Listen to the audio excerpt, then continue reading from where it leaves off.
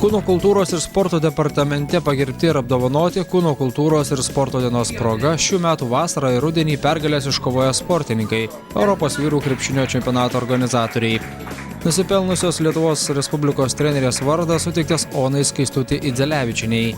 Už reikšmingą indėlį organizuojant Europos vyrų krepšinio čempionatą Lietuvoje bei už krepšinio sporto šakos plėtrą, ilgametį vadovavimą Lietuvos krepšinio federacijai, nusipelnusio Lietuvos Respublikos sporto darbuotojo vardas suteiktas Vladui Garastui.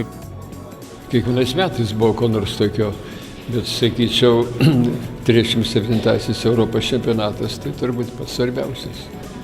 Pats svarbiausias įvykis čia yra tiesiog eilė buvusių prieš tai prezidentų ir taip toliau darbo rezultatas.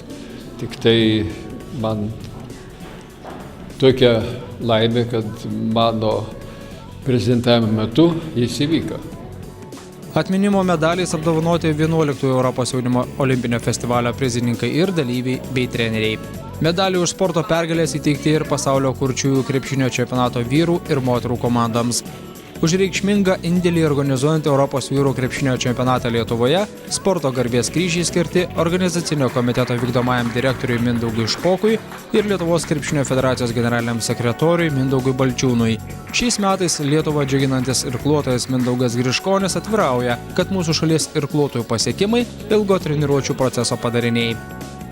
Paslapčių jokių mes neturime, mūsų komanda gan aukšta, dėl to tobulėjimas vyksta labai sparčiai. Mūsų bendras lygis šalyje auga, tarp mūsų pačių sportininkų dėl to auga ir bendras lygis tarptautinėse arenose ir regatose, kaip jaunimas gali pasimokyti iš vyresnių, tai mes visi kartu ir augame kaip piramidė, nes šiemet iškovojame aukščiausio rango medalius aukščiausiose varžybose. Apdovanojimų maratonas pratęstas viename sostinės viešbučių, kur buvo pagerbti ir apdovanoti geriausiai Europos jaunimo 14-17 metų vasaros olimpinėme festivalyje Trabzone pasirodė Lietuvos sportininkai, jų treneriai, mokytojai, sporto mokyklų vadovai. Festivalio dalyviams įteikti specialūs Lietuvos tautinio olimpinio komiteto prizai, švietimo ir mokslo ministro pagyrimo raštai ir piniginės premijos.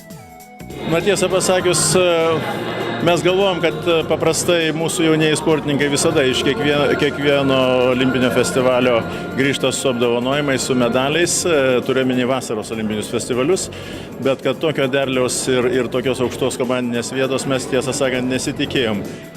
Varžybos Turkijoje lietuviams buvo sėkmingiausios per visą olimpinių festivalių istoriją. Mūsų šalies atstovai iškovojo net 10 medalių, 3 aukso, 4 sidabro ir 3 bronzos. Festivalio medalių lentelėje Lietuvos rinktinė užėmė 10-ąją vietą. Aš linkiu jiems, kaip jau minėjau, neužriesti nosies, nepagalvoti, kad tos pirmosios pergalės tai yra jau tikrai labai didelis pasiekimas. Tai yra labai mažas žingsnelis didžiųjų pergalių link. Tai aš jiems linkiu, kad jeigu jie tikrai užsispyrę sieks savo tikslo, tai kad jie jį pasiektų. Lietuvos delegacijai Trabzone aukso iškovojo 15-mečių vaikinų krepšinio rinktinė, kurios gretose žaidė Gintaro Einikio sūnus. Jis neslėpė, kad pergalę lėmė sunkus darbas. Manau, tikėjomės, kad gerai sudalyvausime, kad pirmą vietą galvojame apie tai, bet sunkiai dirbame ir pasiekėme to. Festivalyje Lietuvai atstovavo 51 sportininkas.